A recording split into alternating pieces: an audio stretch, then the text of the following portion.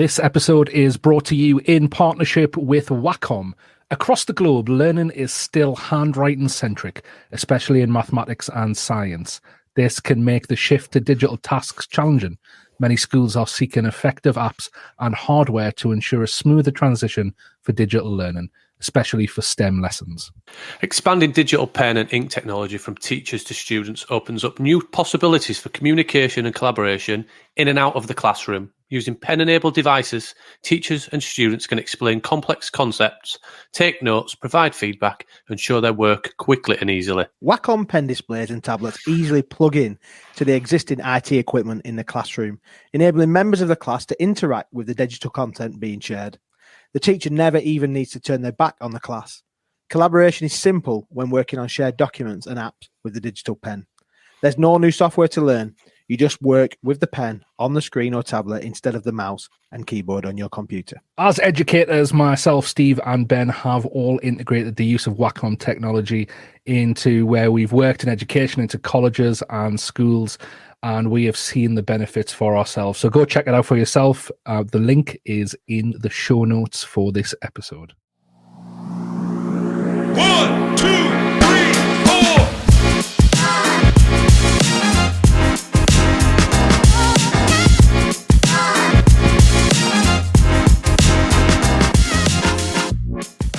Hello and welcome to the Edufuturists podcast. Thank you for joining us. This is episode 192. If you are watching on Spotify, on Apple Podcasts, on YouTube, make sure you subscribe and you will get alerted to the next episode, every episode after that. 191 back episodes as well. So if you're joining us for the first time, you've got weeks and weeks worth of content there to go back and listen to or watch. Around the trends of the future of education, where education is going, and innovation in general in our world. And that kind of leads us nicely onto our guest today, who we're going to bring in just a couple of minutes, Bill Halal. But before we do that, Steve, Ben, good to be here for another week and catch up with you guys. Has it been a good one? Have you had a good few days? Yeah, I certainly have. I've been pulled into lots of different pieces of work, so a bit of content writing, a bit of supporting colleges with their digital work and some other stuff as well. Exciting work around some on-demand learning courses as well, which obviously fits in with what we're talking about. But best news ever today, just as a big Blink-182 fan, I was very, very excited to get tickets for their new tour coming back up. So even though that's not about the podcast, that's made it an even better week. Nice. That's a favourite part of my week, to be fair. Looking forward to it. Yeah, work's been good. It's nice to be at home and at the desk for the week after a bit of travelling. But yeah, Blink-182 is definitely on the top of the list this week. Doesn't really sound good in terms of the impact I'm having at work, does it? But yeah, Blink-182. Yeah, it's going to be a Edufuturist convention out there. I think maybe Be good. See yeah, if any over to Belfast in Northern Ireland. Should be good. It's a good one. I'm really loving. I know I keep saying this on the podcast at the minute, but I'm really loving just delving more and more into the world of virtual reality. And if anyone else is into that, Meta had their big conference a couple of days ago where they announced a lot of updates and kind of their direction of travel over the next few decades in terms of the type of virtual reality world they want to create, really. So very interesting. And I know me and Ben jumped into a Meta workroom the other day. We did. Playing around with around that. They've spent a lot of money, billions of pounds on these platforms. You'd think they'd make sure that it works, wouldn't you? You'd think so. You think that they make sure that it. And did it not work? No, it absolutely did work. It did work, and it was a decent experience. But I think that got to make sure that it goes somewhere. I think. Oh, Dan, by the way, after our conversation a couple of weeks ago, I bought that 3-box model book.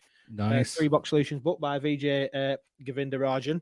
So I'm looking forward to digging into that. We've obviously done some conversations around box 1 and box 3 and box 2 and all that conversation. So yeah, I'm excited. I'm also excited about today's guest.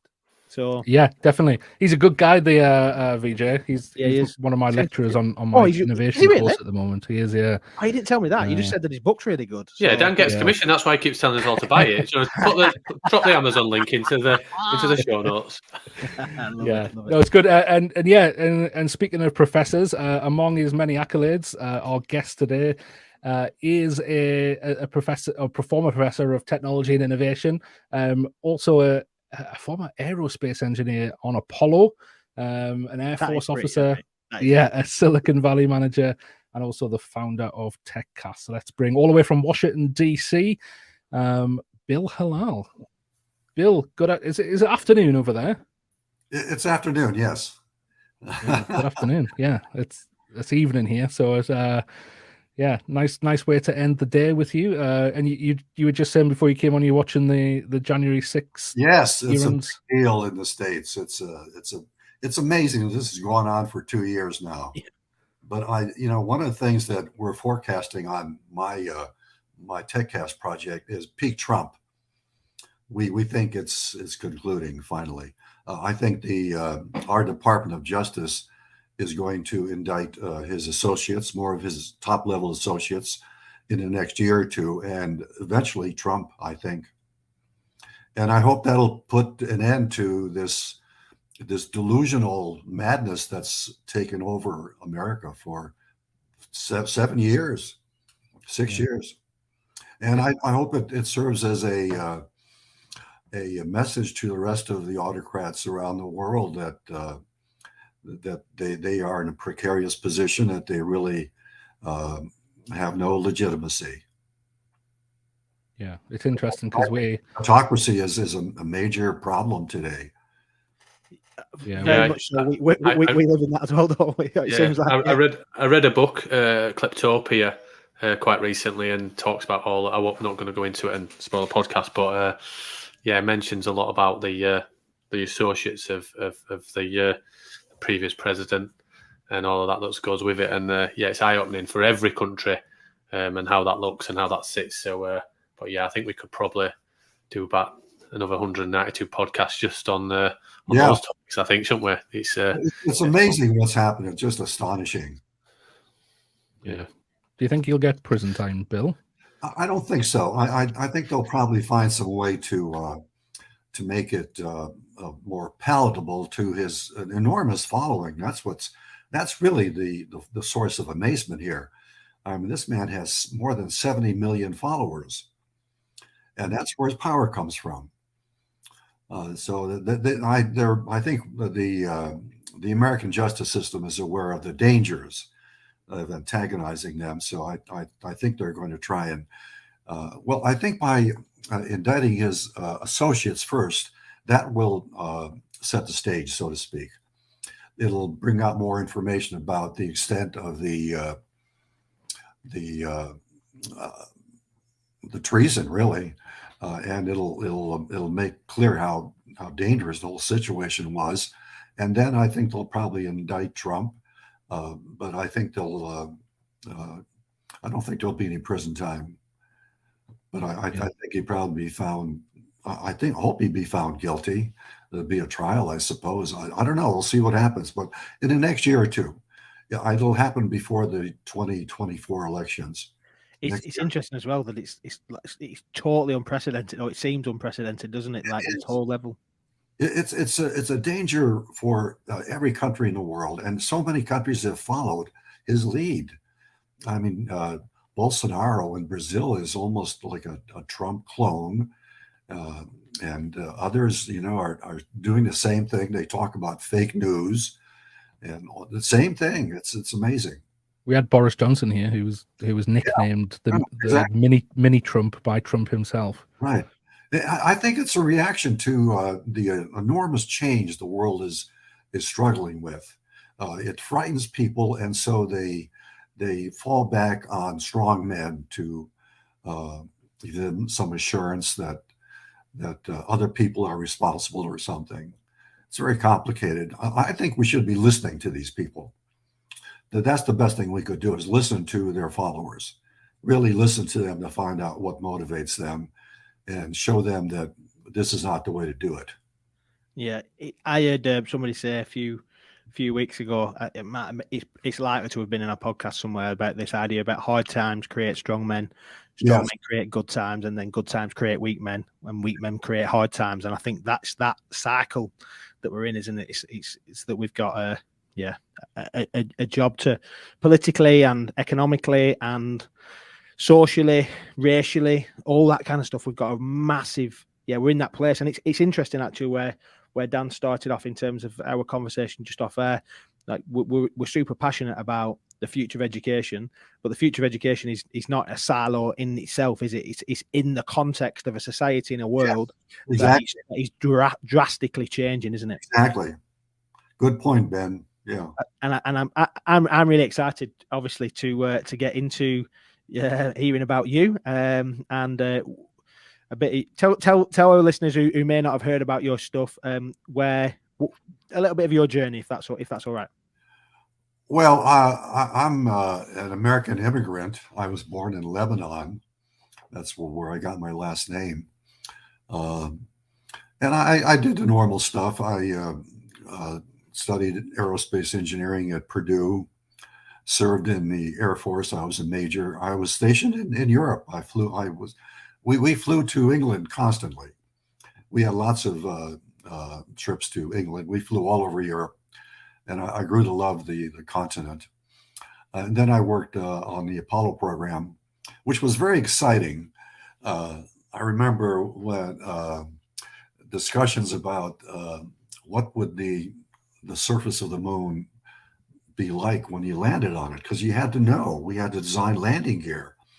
And we didn't know whether it'd be dust or hard rock or whether they'd sink into it. So that was fascinating. But it's a big bureaucracy. Aerospace is a big bureaucracy. So I left that and went to graduate school at Berkeley. And that was an eye-opener. I loved Berkeley.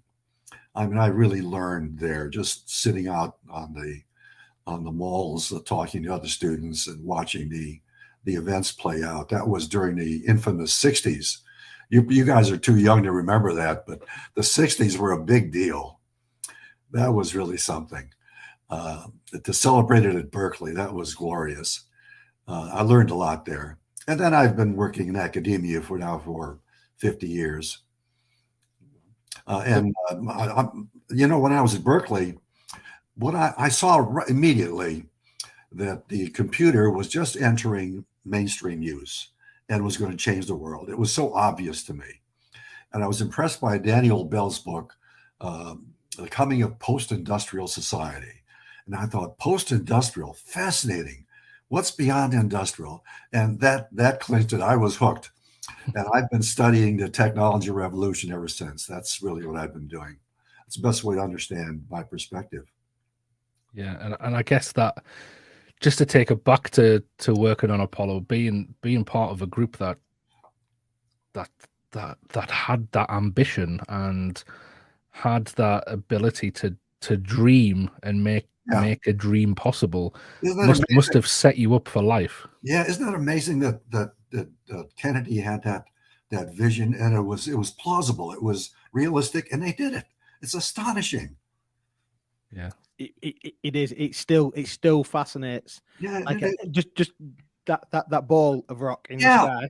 They landed something. Yeah, I know, that's something. It's amazing. Yeah, it's unbelievable. It's just still hard to grasp. Absolutely. I love that story of a journey, and obviously the journey of coming to America, and then obviously the work that went on with that, and then obviously the academia stuff because of a fascination. Seeing that computer, I love that idea that you saw a computer, you read that book, and then thought to yourself, "This is what I want to give my life to." I love it. So, I mean, it's the most exciting thing going on. I mean, watching this technology revolution unfold and change the world, day by day, it's just amazing. Yeah, it very much is. Yeah, and it's interesting how your excitement is similar when you talk about Apollo as it is to the technology revolution and everything else. So I know which one. I work in EdTech, and it's sad that I maybe should be a bit more excited about it. But in terms of the the jump and Berkeley and the start there.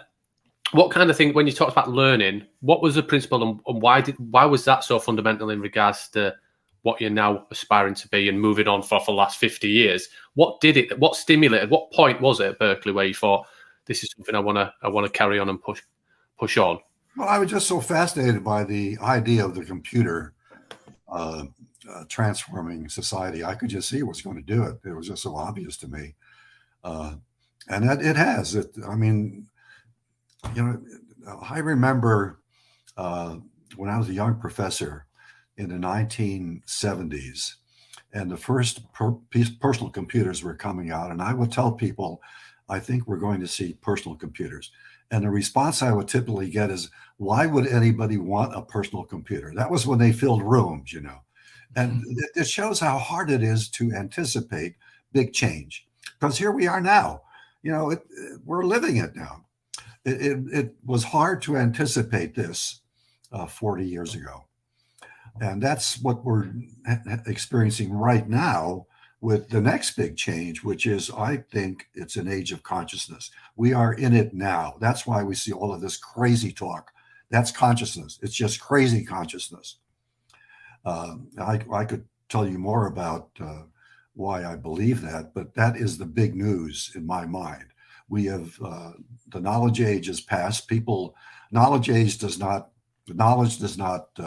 convince arguments. Arguments are based upon emotions, values, and beliefs now. Subjective consciousness, higher consciousness. That's where we are today. That's interesting, and that very much links back to what you were saying about Trump before, and almost that kind of fake news agenda. That's why they're able to do that, because now people are beyond knowledge. They're living beyond knowledge. We're living in an age where values and beliefs and emotions dominate, and Trump is a master at shaping that. He's a genius at it. Yeah, it's interesting because I think we're getting into a territory where I think we explore this quite a bit, and it's how's technology going to help us, especially in terms of education, and I think we get to that crossroads where a lot of educators feel threatened by technology because they think, oh, technology is going to replace educators, but actually we come at it from the angle of, well, no, actually, what technology will handle in terms of the automation, in terms of AI, and dealing with like that knowledge base, will actually, it'll allow teachers to be more human. And I guess, like what you said there, focus more on what you're saying there, what is consciousness, the emotional side of things, the soft skill side of things. Wow. And I think it's interesting how those ideas have converged there. Is that how you see it? Do you think? Yeah, that's exactly it. The automation takes care of the grunt work, the busy work. So in every field, and in education, it means that faculty no longer have to teach material. They are there to serve the more complex needs of students. Their confusion about the world and who they should be and what to make of what's going on and where they should, all of that stuff, the messy stuff. That's where faculty should move. I think that's right. Yeah, it's really interesting, that idea of, we've had a few people on the podcast over the last few weeks. Last week, we were having a conversation around like empathy and about how important that is, and courage and character stuff in education. We've had a few people talking around. None of us like the phrase soft skills because they're not soft, but the wrap around non-hard skills of maths, English, science, the stuff beyond that. And actually, it's interesting, having read some of the excerpts of your book, the conversation around this idea that knowledge doesn't explain, or like reason doesn't explain how people are altruistic, or why people would do these things, because it doesn't always rationally make sense, but people do these things, don't they? And actually, from a teaching and learning perspective, and from a education as a system perspective, we're talking about things beyond just beyond knowledge, and that's the phrase you're using, isn't it? It's beyond that, just the core curriculum, to be to the things that are beyond it. Yeah, good point, Ben. That's why the whole field of behavioral economics has grown up. They're showing that people do not act really rationally. They don't act on the basis of judgment and knowledge. They have all these ulterior motives, things going on in our heads. Yeah, it's a whole field of study that confirms all of this. And then from that, there's this sense that what's exciting to hear is somebody who's been heavily involved in technology and studying technology and understanding its place in society. We're saying this is a tool to help us to become, to go beyond just the tools of knowledge, beyond just the tools of the technology. And for technology is not the end in itself, is it? It's just it's the vehicle. Yeah, that's right. That's right. And it's happening right now. I think our studies at TechCast suggest that the best forecast I have is that we're going to see a global consciousness, a different mentality. Every stage of social development requires a revolution in thought. The industrial age, for instance, was ushered in by the Protestant ethic. You know that, of course. That was the Max Weber. Yeah, and so so every stage is ushered in by a revolution in thought, and the revolution in thought is coming now. I think it will be a global consciousness, because the world is, in fact, a unified system, whether you like it or not. The economic systems are all unified with supply chains. The electronic systems are all unified with the internet. The ecological systems are all united. It's one integrated ecological system. And we lack a way to see the world as a whole. That's the big thing that's needed. And it's going to be a radical change from the present consciousness is, I would simplify as saying, it's self-interest. That's really the primary motive: self-interest, power, and money. Those factors, I think, are what seem to be the prevailing sentiments. And you can't get people to think outside of that very carefully. We need a logic that still recognizes the necessity of self-interest. Of course, that'll never go away, but that complements it with complementarity.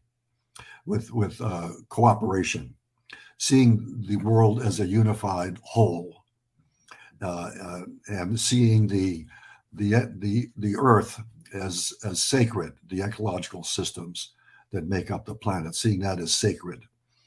That we can still use the environment, of course, but we have to do it with respect, make sure it's still sustainable. That logic has to enter the mainstream. I don't see it there yet, but I think it's coming. We estimate about 2030 as the point at which it's most likely to appear in the mainstream. But that's a low probability. There's enormous divided opinion, and I wrestle with that constantly. What do I tell people who don't want to believe this? Most people have seen so much terrible stuff in the last 10 or 20 years, they can't believe anything good will happen. And so there's this enormous cynicism out there. And that's the next issue I'm going to study on TechCast. We're going to study the cynicism and how we combat that. But I think it's going to happen in our lifetimes in the next 2030. I think that's a good forecast, plus or minus maybe, I don't know, maybe 5 years, something like that.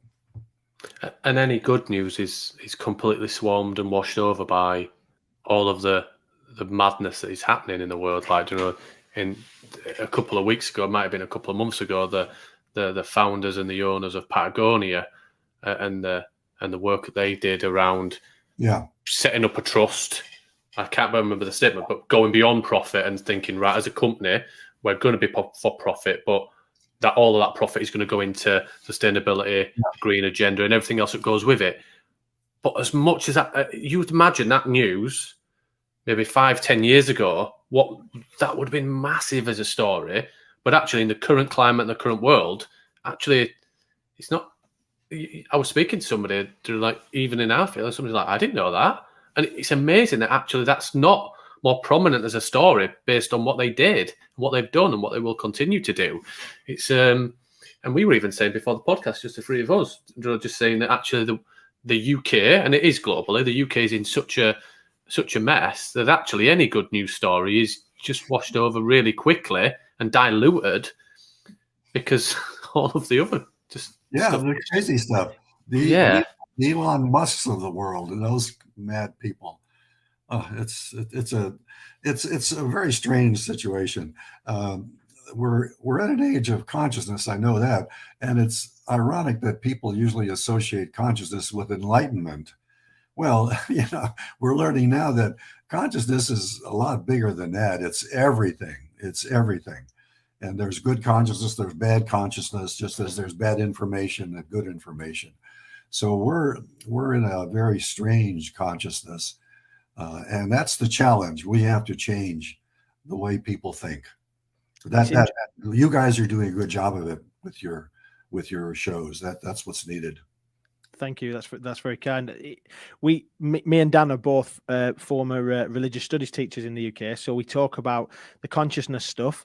Was kind of teaching like A level in the UK, 17, 18-year-olds. Obviously, being able to talk about this idea around how people feel and how people are conscious and awareness and what that looks like, and obviously a lot of people then tie that into, obviously you said about enlightenment. A lot of people talk about that from a spirituality perspective, and it's interesting actually a couple of things that you've used there in terms of your conversation about the earth being sacred and the ecology being sacred, and about the importance of that.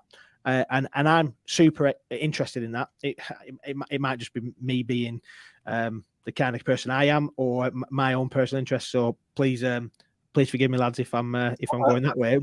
But yeah, I'm interested to hear how because obviously you're talking about consciousness, which obviously, like you said, has got permutations or has got preconceived ideas in a lot of people's minds, hasn't it? So what do you mean by that? From a sacred or a sanctity aspect? Well, in the book Beyond Knowledge, there's a chart that explains this very nicely. That is what I consider to consist of consciousness, and it shows a dichotomy between objective forms of consciousness and subjective forms of consciousness. And that's well understood in the scientific world ever since Descartes, really. So that's pretty well accepted, objective versus subjective. And what's happening is the objective knowledge is the stuff that the digital revolution is automating. That's what computers are good at, gathering information, making decisions, knowledge, all of that. And so the digital revolution is automating all of that stuff. And that's being eliminated. And that's what technical people worry about. After we automate the knowledge work that everybody is doing today, what do they do? Well, the answer is there's a world beyond knowledge, consciousness. And so the digital revolution is driving attention beyond knowledge into the subjective realm. And that's why we see all this crazy stuff emerging. Values, emotions. We start with emotions. That's the most powerful form of subjective consciousness. People feel anger, fear, all this crazy stuff. And then it's values and beliefs. All of that is subjective consciousness. I like to be specific about this because people talk about consciousness in very vague terms that you don't even understand what they're talking about. When you talk about awareness, and what does awareness mean? I like to be specific. Cognitive functions, knowledge, decision-making, emotions, values, beliefs. And we're moving from the objective stuff now to the subjective stuff. So we're there now. We're into the beginnings of the subjective stuff, and it's going to get worse. And that means a new stage of development. I think it's the last stage of development in what is the life cycle of evolution. There's a wonderful graph in my book. I hope you noticed it. I'm very proud of it. It's very well done. It shows the entire life cycle of evolution, and it's got good data, and you can see it's very precise. We've been through agriculture, industry, services, knowledge, and then consciousness. By definition, everything beyond knowledge is consciousness. And so we're in the last stage now, the last stage in the life cycle. Every life cycle comes to a maturity. Nothing grows forever. It's very much like the crisis of maturity of a child. When if you've raised children, you know that when they're teens, they have a real serious problem adapting to the world. They don't know how to deal with adults, and so they can get into serious trouble.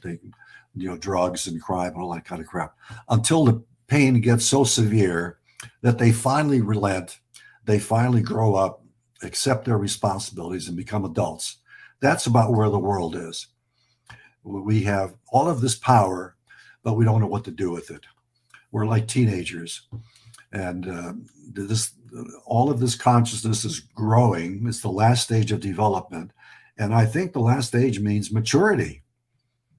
It means accepting responsibility for these terrible threats: climate change, pandemics, inequality. The inequality is just intolerable. I don't see how it can continue. People in our country, I don't know about England, but the minimum wage workers, I don't know how they survive. They struggle to survive on that. At the same time that we have hundreds of billionaires. It just makes no sense. It's just the craziest thing in the world. So all of these terrible problems that are there to be solved, and we're developing consciousness to solve them. That's what this is about. This is the last stage of social evolution. It means maturity. We're on the cusp of maturity. It's hard to get people to understand this, but I'm pretty sure this is it. I feel as confident about this as I did in the 70s when I saw the beginnings of the knowledge revolution that occurred. I could see that was coming at the year 2000. And I've got publications that show my forecasts. The year 2000, that's exactly when it happened. The year 2000, all of a sudden, everybody was doing knowledge work. Corporations called themselves knowledge organizations. Everybody had a PC or a laptop or something. And the same thing is happening now, only now to a new stage of evolution, consciousness. And it's complicated. It's hard to understand, but we've got to figure this out if we want to survive as a civilization. Yeah. When you talk now, you reminded me there's a theologian, I guess he is, from Albuquerque called Richard Rohr.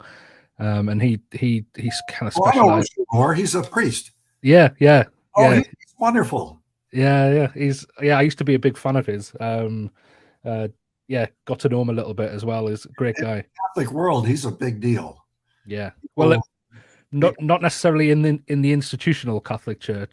I think he causes quite a bit of disruption. But I know my friends, my Catholic friends, all dote on Richard Rohr, and he is good. He is wonderful. Yeah, it's interesting because he writes a lot about like the theological roots of rites of passage and about mature and kind of what you're saying about maturity. And when you were talking there, I was reminded. I think he uses the analogy of, he talks about two halves of life, and he says the first half of life is all about building your tower, and the second half of life is all about knocking it down. That's right. It made me think that when I apply that to the world, the building the tower, it's like the imagery I get in my head is capitalism, it's building, it's profit first, and I think if we're to go, I find it really difficult, and I try not to be too pessimistic, but I find it really difficult to see beyond that, because I suppose it's because of how politics has been the last few, well, probably forever, I imagine, in that kind of.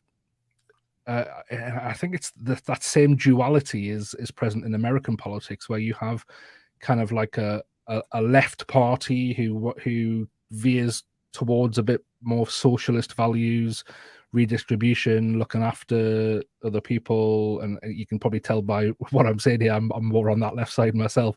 But then that the kind of more conservative right wing, where it's about profit first, it's about putting the growth of the economy first, and helping those who've got wealth already. And I just say that duality is so strong, it's so deeply ingrained at the moment, and it's pushed by the media organizations, it's pushed by there's a lot of propaganda, even to a certain extent mind conditioning by the media, and I think to get to that maturity, to start bringing down the tower, and you're saying by 2030, that's a massive journey to go on in the next 8 years.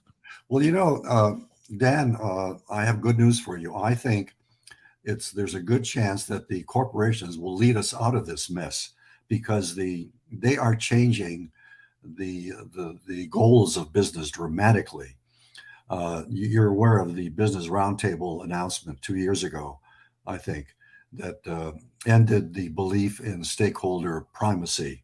That is, shareholder primacy. That is the belief that profits are the only legitimate goal of business. That was revolutionary, and it's being played out right now.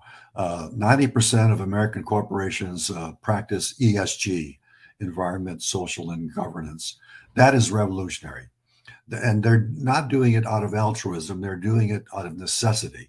They can see that the world is facing these enormous challenges and that government can't do it.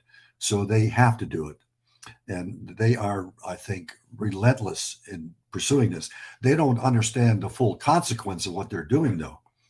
I think it means that we're going to move towards a democratic form of enterprise, where all of the stakeholders, the players in any organization, the capitalist people who put up the money, the workers, the laborers, the customers who buy the product, the governments that provide the interest, all of them become legitimate purposes of a modern corporation. And the executives are there to serve all of those needs by creating partnerships with them, so that they can solve strategic problems more effectively and create value. And so everybody benefits. It's not a question of either profits or social welfare. It's both. And that's where I think this is going. It's going to be remarkable. I don't know if you know this, but Fortune magazine published an article of mine titled the democratic enterprise will transform society, or something like that. And it's a revolutionary piece. They would not have published this 2 or 3 years ago, because it's a full-throated call to transform capitalism into a democratic system. And the fact that they published it tells me that it's here. They would not have done this earlier. And I also noticed that corporations have taken on the climate problem. I understand that like 90% of the anticipated impacts are being planned for by corporations. They've been forced to. They're planning for the impact of climate change on their operations, and they're taking steps to alleviate it. So I think we're going to surprise to see that big business could lead us out of this. They could become the good guys. And I'd love to. I think it's definitely on the horizon, and I'd love to think that's the case. I wonder whether the challenge you talked about, global consciousness, that obviously this is not just a European or Western challenge, but whether this is actually a truly global picture, or whether we are going to move from one empire to another. We're going to move from one level of capitalism to another level of capitalism. That's obviously a fear as well, isn't it? Yeah, that's right. I think those are the big issues. Let's see, what can I say about that? There was something on my mind. It'll come to me.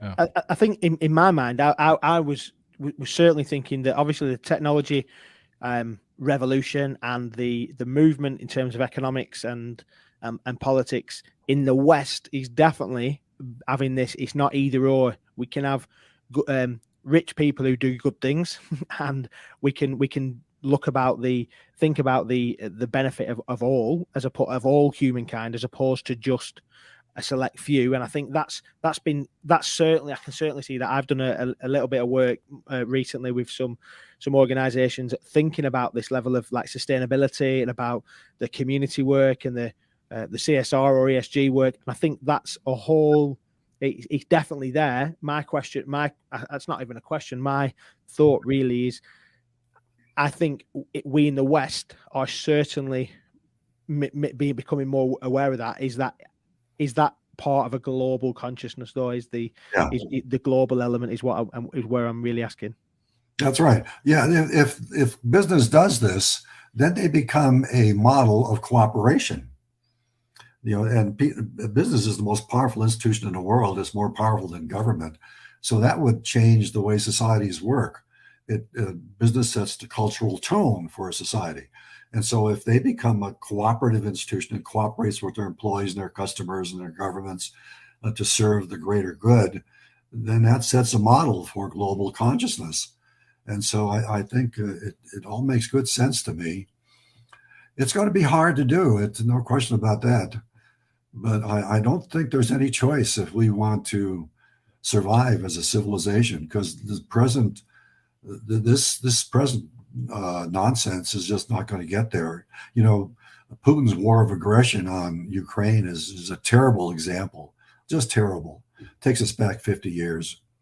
And I'm more impressed with the world's response to this. The world's support of Ukraine is a good example of global consciousness. And it was made possible by social media. So social media doesn't have to be a bad actor in this. Social media has great power. It's the reigning technology, I think, because it shapes the way we think. And it can be a force for good. And in the case of Ukraine, I think it really helped. It gave nations around the world, well, most nations, not Chinese, but really nations all over the world. Iran supported them, Azerbaijan, the Philippines. It's amazing the support that people have for Ukraine. And that's why the arms are flowing into that country. And that's why the conditions that have been imposed by the West are still holding, because of the support, the consciousness, the global consciousness. That's a good example of what we're looking for. Yeah, definitely. And I suppose we've seen that a few times recently with COVID as well, and the race to produce a vaccine, and the way the global community was helping each other out there. I think we've seen, even though it's been a pretty shit few years, I think we've seen kind of the seeds of what you're talking about, and that global community coming together.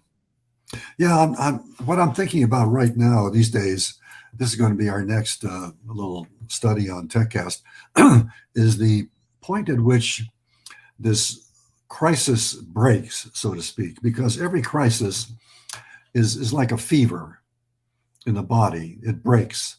At some point, the crisis gets so severe that it finally forces people to take action, and then the mood shifts. And then they can see the optimistic outcome. So we're going to study that next.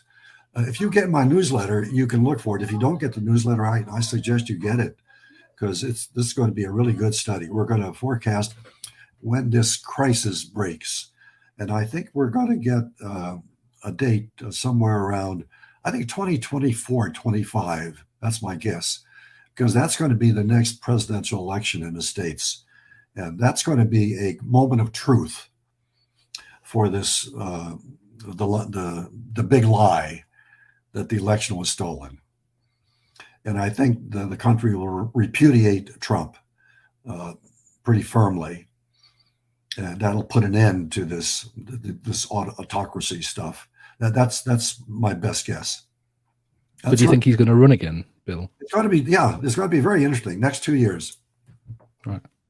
Yeah, it is. It is interesting, and I think when you were talking there about that kind of the way companies work and their priority and their values, it really made me think, actually, the technology, the nuts and bolts technology and where it's heading is actually that's starting to converge with those values as well. Because we explore Web3 and blockchain technology quite a bit on this podcast, and the way that is decentralizing a lot of where the power is, especially within financial institutions, institutions that are gatekeepers on different types of ownership, but also to kind of link more closely with what you were saying about companies, that idea of a DAO, that decentralized organization where it's very much technology making the democratic automated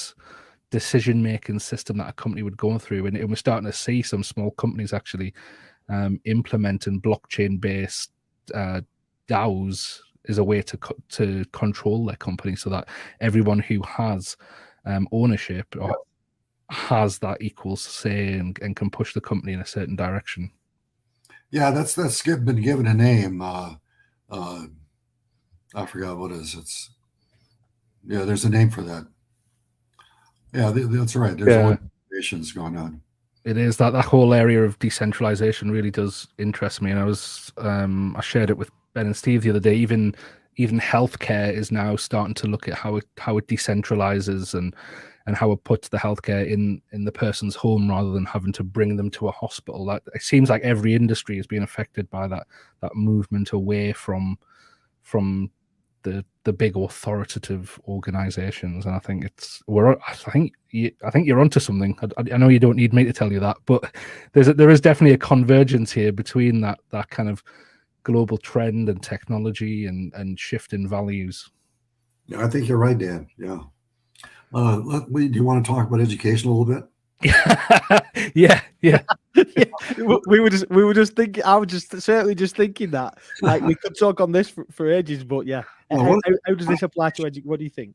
Right. The thing that is on my mind is how antiquated so many of our practices are in universities, like publication. I mean, I've been in academia 50 years. I've got about 100 or more peer-reviewed articles published, but I don't place much credence in that stuff. I think most of it is irrelevant. It doesn't speak to the needs of society. It's just academics speaking to each other, and so most of it is just terrible stuff. You can barely read it. It's so dense.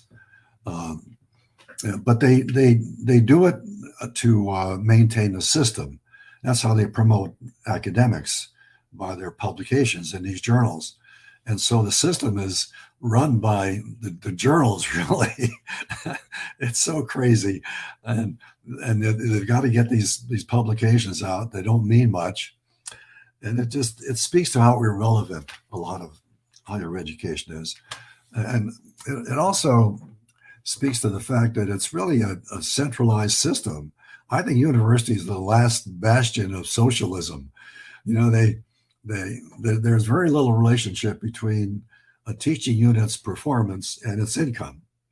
There's very little relationship. I don't know, income is based on God knows what.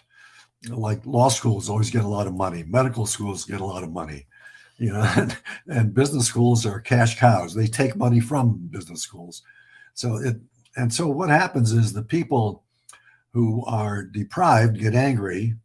And so, the business people, business school professors, the liberal arts professors, and so they're pissed off because they're deprived of resources. So they're not going to do very much. And then the people who are getting more than they need, why should they knock themselves out? They're already getting it. So it's really a crazy system, I think. I don't know how it's going to change. It's very resistant to change because the 4-year degree experience is sacred. People want that 4 years in college in place, so that'll always be there, I think. I don't know how it's going to change. It's going to take something dramatic to change it, because they have to get out of this. And academics in professional schools really don't know what they're talking about. Business professors, many of them have never held a job, much less run a company. I ran my company, TechCast, so I know something about how tough it is to really start and run a business. It's a struggle. And most of these professors in business schools have no idea. And, they're talking about theoretical stuff. They try to make it relevant, case studies and things. But it tells me we should have executives speaking in business schools. We should have professors working with corporations and having their students out there doing jobs in corporations. There should be a close relationship between the university and the institution, and the same for education, and public affairs, everything. The university should be integrated into society so that it becomes relevant. I don't think it is.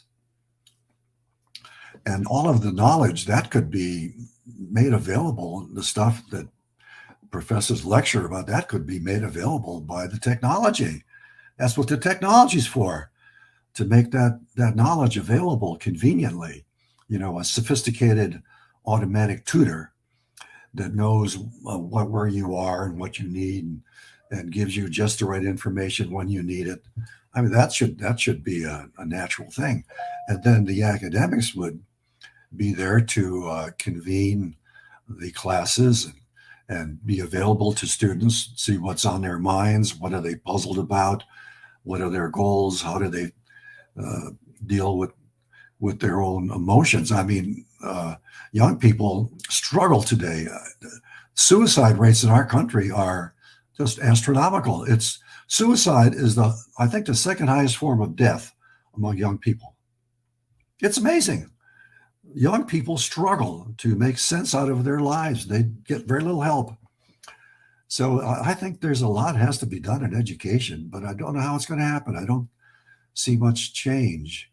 The online programs, I think, are helping, but they're peripheral. They're for people who work full-time and want to get a degree part-time.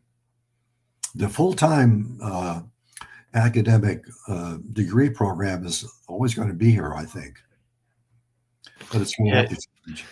It's an interesting one, isn't it? Because if you unpick the 4-year degree or the traditional 3-year degree in 4 years in college and 3 years in university or whatever, has it ever really been about education? When you really look at it, like, in terms of how it's set up, and I know that what you shared in terms of your time at Berkeley and everything else, that was, but as a whole, I think they go to meet new friends, to get a different experience, to live it, to do all of those kind of things. And we talked to somebody probably about a year ago, or maybe less, or maybe more.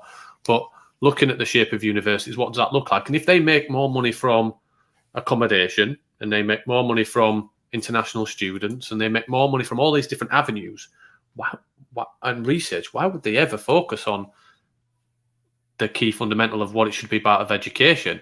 Why would they change it? Because actually, that's not their core business anyway. And it's interesting what you talked about, the online stuff. But I think the shift of COVID, the micro credentials, the opportunity of access to courses in such a short bite of people thought that they had to do it in a certain way to get that degree or anything else, where actually the world has started to shift a little bit more. So you'll see lots of universities delivering short courses that don't offer a particular formal certification or anything else about knowledge. And I think that will be the shift, because if they get that right, and then universities as businesses see an opportunity in making money out of that, which isn't right, they might then focus and have to shift and think about the rest of the education system. I don't know whether that, like I say, that core pillar, because has it getting a degree and going to college or university ever really been about education? For me, if I'm honest, no. Probably wasn't the first thing in my mind of why I went to university. Probably should have been, but probably wasn't. You have Freshers Week and everything else, and it's It's a very different thing, is it? And trying to shift that culturally. But yeah, you said you didn't know how to change it, but you did quite a good job walking through it in terms of automation, virtual tutors, AI, all of those kind of things. But it's a big cultural change. But if thinking about the business world, if they're wanting a shift in terms of the workforce, if they're creating the agenda and the push rather than government, and they're saying this is what we want and what we need, if they drive that enough, the way that those degrees, the whole focus of it has to change, because actually the workers saying, well, we don't need you as universities, will become obsolete potentially, apart from just a 3-year experience of meeting new friends and going out and getting drunk. Yeah. So I think business, again, like you said, around the world, and everything else can change it, but it's all led by these big businesses doing the right thing. Then, No, I think you're right about the purpose of the 4-year degree is not really the knowledge. I think you're right, Steve. It's interesting that about 15% of people end up working in the field that they study in college. About 15%. It's very small. Most people end up doing something else. Yeah, I did PE, so we're definitely not in the same field. I did physical education. What did you do, Dan? But yeah, that's a prime example where we went to university, what qualification. It was never about that. I think it was the learning and the process that we went through, potentially in bits, but yeah, it wasn't about that really for me. And I think for so many young people, the reason why they do that isn't about the degree, and how many people actually start university, finish it, and also go on to a qualification that's even relevant going forward. But yeah. Well, let me stop this. I'm sorry. That's all right. We're probably just bringing it to an end now, Bill. And I think, to be honest, I think a lot of what we've been talking about it is easily applicable to education. We know we started off talking about kind of the technology being able to deal with that objective consciousness and the automation and the delivery of knowledge, focusing on those soft skills, that subjective consciousness that you talked about. And I think that is probably the direction that education needs to go in. And we're seeing some really cutting edge. We have an award ceremony every year, Bill, where we award innovators in education or schools or colleges around the world that are pushing the boundaries into what education could be. And a lot of them are they're focusing on the collaboration skills, the ability to work with other people, to communicate, to be able to problem solve. Yes. And it is and largely because, not just because they think, oh well, actually this is what we want to do, it's because it's what the world needs. The world needs those skills in order to make that leap, and it's what businesses are crying out for as well. And I think we know the answers. It's just, and I speak primarily from an English point of view here, the education system is so ingrained, is so institutional, and is so politically charged that it's a very difficult tanker to turn. And I suppose part of our job is to keep pointing at that, keep getting wise people like yourself on to go, look, this is the direction, this is the way the world's going in. And we can't forget about it. It's like, it's that lone prophet, isn't it, that everybody thinks is crazy. And we're well aware that within the educational world, especially within the state educational world, we're a very, very, very fringe voice here, very fringe voice. But we've got to keep shouting about it, because this is what the world needs, and it's what, like what Steve was saying, that's what businesses are saying that they need in order to make these new leaps, to move to that 2030 target, and or that prediction that TechCast has made. Yeah, Bill, it's been fascinating. It's been great just to sit and listen to some of your wisdom and your experience and your insights and the work that TechCast is doing. I think that kind of function of forecasting is something that we we haven't really explored all that much. So to hear you talk about it and to make those informed predictions is definitely really interesting for It us. is so fascinating. We're so privileged to live at a time like this, to see the world change so dramatically. We're really very privileged, I think, and I'm fascinated with where it's going. 100%. Thank you so much for your attention. If you don't mind mentioning, your viewers could go to beyondknowledge.org and find something on the book. Beyondknowledge.org. If you don't mind me mentioning that. No, absolutely. Yeah, completely. And, I've signed up to your newsletter, Bill, and I'll certainly be continuing this conversation. Thanks for all you shared with us today. I hope we can stay in touch. Steve, Ben, Dan. Yeah, 100%. Look, definitely. Pleasure. Get back to the January 6th committee. Take care. Bye-bye.